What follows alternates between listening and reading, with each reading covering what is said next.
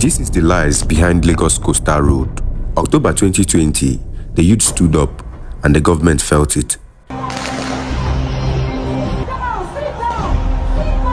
A toll gate became a symbol of blood and resistance during this time. Now, 5 years later, another toll gate rises on a road that barely exists. They said it's 30 kilometers long. They commissioned it, they celebrated it, but when the people checked, there was almost nothing. This is not just about the road, it's about a pattern of lies, of power, of profits dressed as progress. All they had done was nearly 20 in one part, another nearly 10 in another part. Now tell me, who is lying among these two? In this documentary, we'll be revealing the lies behind the Lagos State Coastal Highway project and Tinubu's toll gate scheme. Stay glued to this video till the end as we explain the mystery, and don't forget to like and subscribe.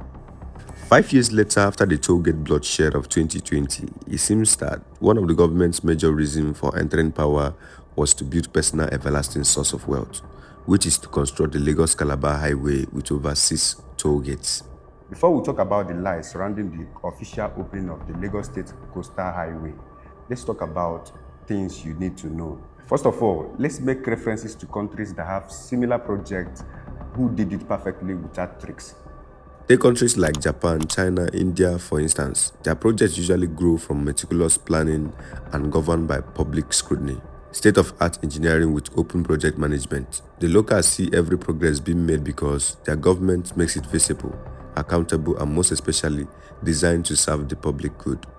Whereas Nigerian government who come up with similar projects have no plan whatsoever to serve public good but their own interest. You would imagine the best when you hear the commissioning of projects like this, only to be met with disappointment every single time because instead of making life easier for citizens, it takes from them instead. The fact is that the idealism surrounding the commissioned road, if it ever gets completed, certainly has advantage and benefit for the country, such as being a massive economic integration of South-South and Southwest because it would connect the national commercial capital, which is Lagos, to cities like Warri, Port Harcourt, Uyo, Calabar, and so on. And if achieved, goods and services would be more efficient and traders or businessmen and women wouldn't have to go through the risk of plane or sea transportation, given the delay it poses and risk it may guarantee, like losing your goods to the sea. Before we talk about how this project will affect us as Nigerians, if this project is not accomplished in the nearest future, let's tell you the roots of everything in case you are just hearing it for the first time. On May 26, 2024, President Bola Ahmed Tinubu commissioned what was said to be the completed first phase of Lagos-Calabar Coastal Highway project, which promised to transform southern Nigeria despite the inclusion of 6 toll gates on the road.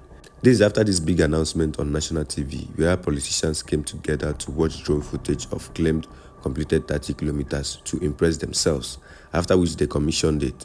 Nigerians took it upon themselves to drive to some of these sites and see if it's actually true, only to see that the commissioned road is a lie and it hasn't been completed at all. So the question is, why are we being told that by December 2025, Nigerians will start paying taxes on tolls that may never exist?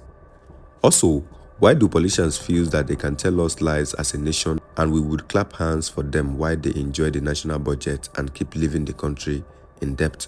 A debt that we will live to pay through their toll scheme. If the president hosts an event, commission a road, receive praises from those old heads, but there is no complete project standing like they claim, then where did the money allocated for it go to? During the event hosted to publicize this fallacy, the engineer said that they already have 30 kilometers completed out of the 700 kilometer span of project, and this 10 kilometer spans from Victoria Island eastward towards Lekki. But in reality, the completed part of the road isn't even up to 6 kilometers as is gotten from a man who visited the site to confirm their statement. Meanwhile, the minister overseeing the project by name David Umahi claims that they have completed 30 kilometers already, making both his statement and that of the engineer not correlating. Also, why was it commissioned when the completed part of the road hasn't even spanned up to 10 kilometers yet? In fact, the progress of the already commissioned 30 kilometer phase appears to be disjointed currently, in the sense that some parts of the road haven't even been cleared or sand-filled, not to talk of being connected to span over 30 kilometers, which someone can comfortably travel on. In a recent tweet regarding this, Reno Omokri urged Nigerians not to believe the people who are saying that the already commissioned 30 kilometer part of the road hasn't been completed. Despite the video evidence, people have to prove him otherwise. He claims that he drove the full span of 30 kilometers with Professor Wole Soyinka, but the question is, seeing the evidence that some part of this place hasn't even been cleared before being linked to each other, how then did he drive on an invisible, cleared, connected and completed 30-kilometer road? Another shocking part of this Lagos State Coastal project is that the engineers left the lands which is meant for this project and went and intruded on the ones that is belonging to people without proper compensation. Landowners had their lands taken from them and are left to protest aimless with no attention or justice provided for them. So the government will keep the land they have for the road already and use another site for the project to the detriment of the people. And later they will eventually sell the land for original project at outrageous prices to banks, hotels and so on if the roads gets completed.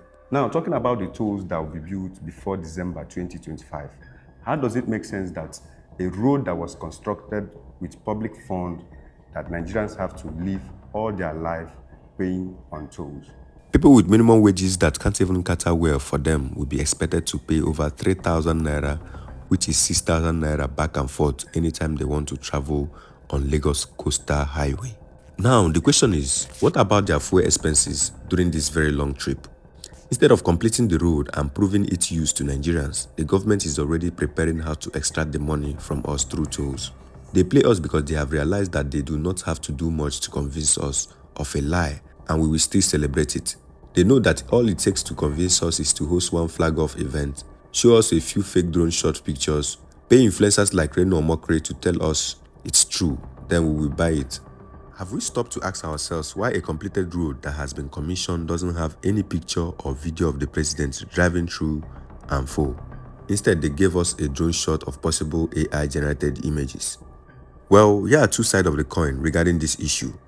If the project is completed, and that is a very big if, it will likely serve the best interests of the politicians, coastal elite, tourism pockets, and some tolling companies who have zero accountability to Nigerians.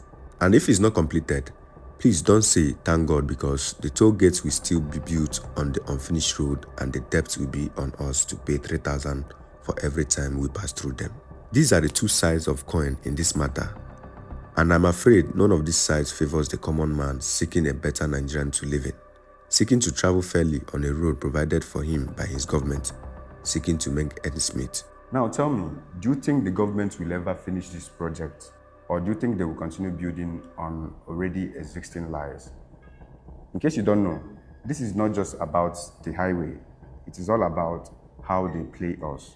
Thanks for watching this video. Do like and subscribe. The truth deserves a voice.